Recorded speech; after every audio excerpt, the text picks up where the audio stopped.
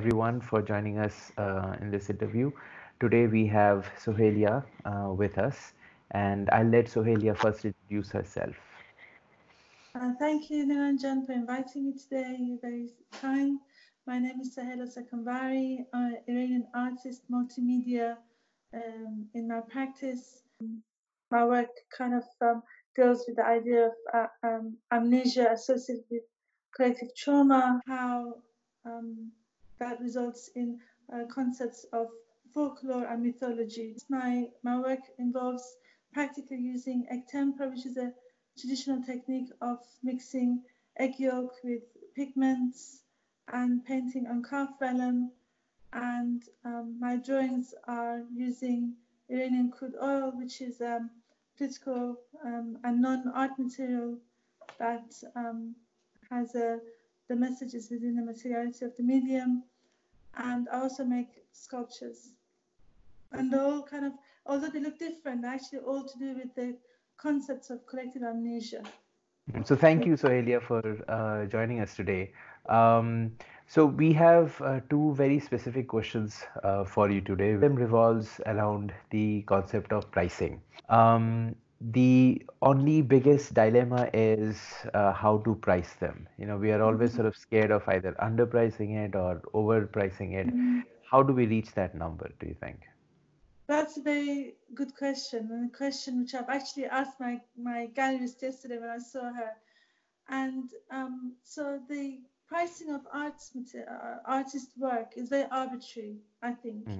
And but as a artist beginning of your career, I think it's important not to price yourself too high, because then there's no room to grow. It doesn't allow you to kind of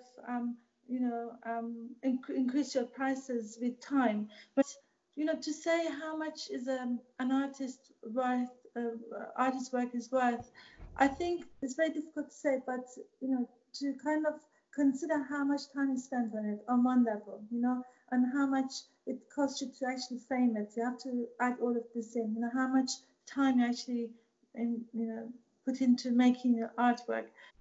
I suppose as an early career artist, as a college student, you have to allow a very kind of low price, and then So are you saying that the primary objective should be more towards getting our artwork out there, and then probably sort of... I think it was much more important for me to be in the collection of people.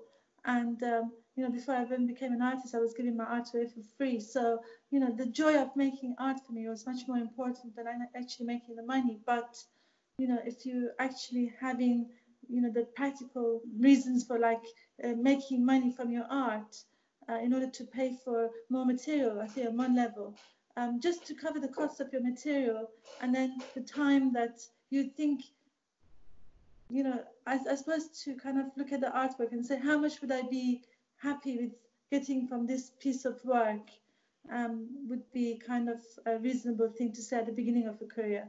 But and as an artist at the art school, you can possibly ask your teachers on one level. But art pricing in one country like India, in Iran, is going to be different to art pricing in England. So I don't know how much an artwork should be in India. I have no idea. And in an art school, we can just it just there's no for hard and fast rules of how much an artwork should be. And it's a question which you should, as an artist, you should actually decide for yourself, at how much you think you'll be happy to receive in order to make back the money that you spent on it, the time that you spent on it, and then maybe on some level leave it at that at the beginning with, and then you can sort of leave room for progression of price as your career progresses. And and I think, again, another very dangerous thing that I think as an artist, as an early career artist, you must try and avoid if you can, is entering auctions, because pricing of auctions is actually completely out of your hands. But as you kind of have this body of work, and you have collectors, and then they don't want to lose the value of their work, so they kind of pick for the work. So do you see what I mean? Okay, okay. Interesting insights, Sohelia. Thank you. Um, so the second question is more about content. So a lot of artists here, we kind of think that there is art that we make for our own personal gratification, which is Yeah. for our own consumption. And then there is art some people make with a target market in their head. Is there anything wrong or right with that? In terms of making commercial and non-commercial art. That's a very interesting question because I think I have a very strong opinion about that now. And my advice is for me personally, and I think any artist who's worth their salt, to make art for anyone except yourself is actually a mistake.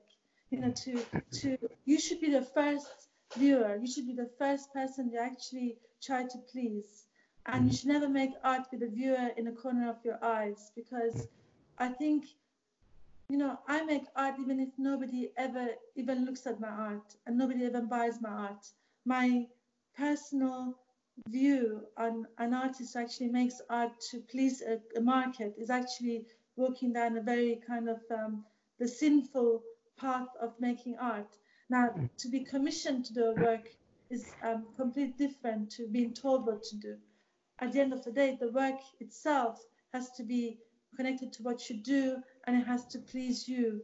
So, as a artist who, I've done public arts commission as well and commission artwork, I never ever, I would never consider kind of, even contemplating whether a collector would be happy or um, buy my art better.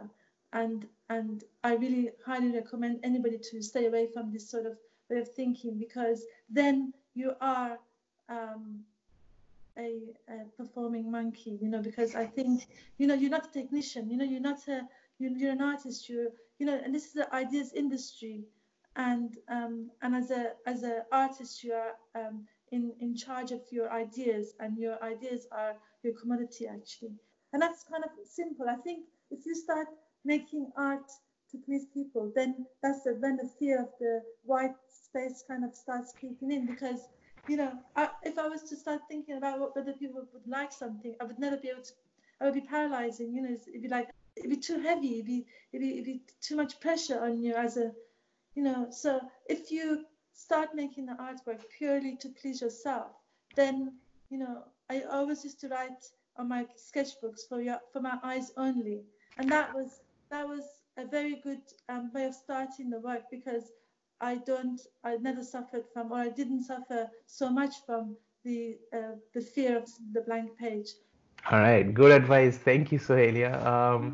And So that's about wraps it up for today.